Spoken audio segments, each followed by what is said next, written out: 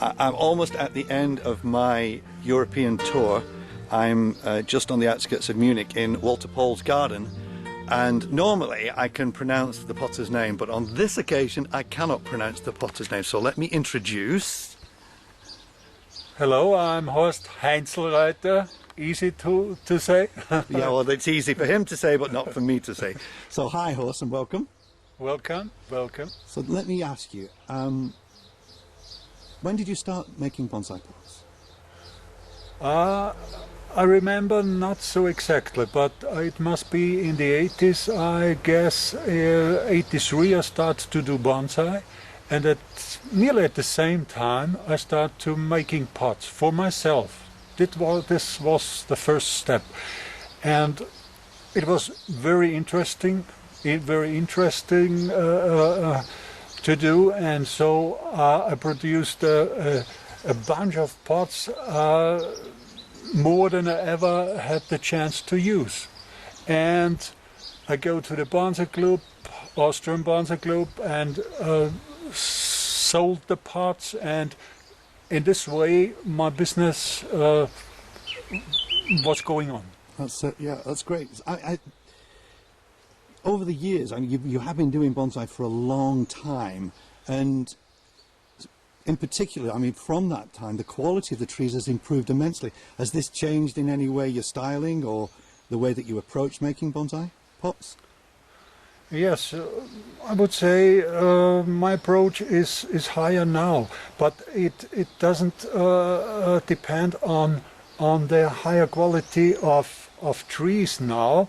It depends on the higher standard of bonsai pots you can see in Europe, you see. And for example, Dan Barton is the masterclass for me, and I saw his pots, and I thought this is a goal you should reach. Yeah, the English have got a tradition of craft potters.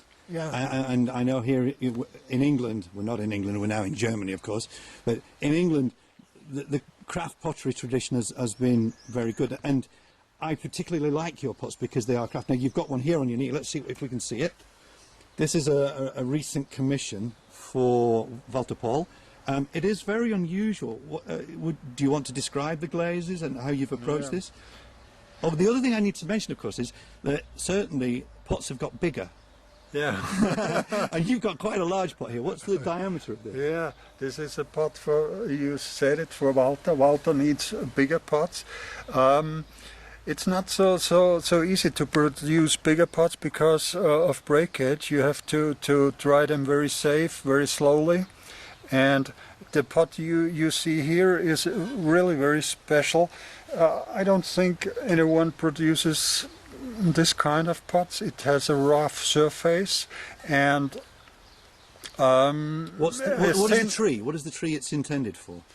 I think it would work with pines. I would say it would be a good choice for oaks or olives, something like that. Yeah. Olives. Yeah. Okay.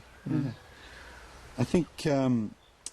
But it's a very sophisticated to produce. You see here the body. The body is a very high coursed clay. Let's see if we can go close. You see this is 5 millimeters, and it's 50%. So this is a grog that you've put? Yeah, grog. Yes. Okay. High percentage of grog. And is this a thrown pot or is it hand built? This is a mix of. It is made. At least it is made on a wheel, but to get this surface, I press the clay on a Gipsplatte. I don't know the term in English. Well, what I'll do is I'll put it on a subtitle underneath. So. Okay.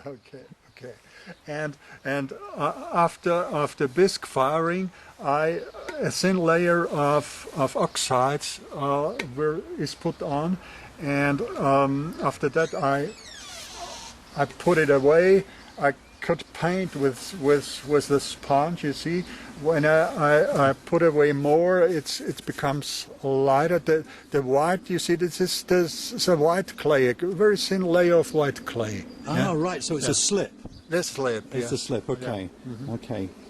Well, I think. Thank you very much for your time. It's been extremely enlightening. One last question. You're firing gas or electric? I fire electric now. I have tried wood fire kiln, but I didn't have a kiln at the moment. I think electric kiln works very well for me. I have several techniques to produce. Let's keep those secret. pots. Let's keep those a secret. Shall we? Okay. Well, again, thank you very much for your time, Horst. Okay, thank you.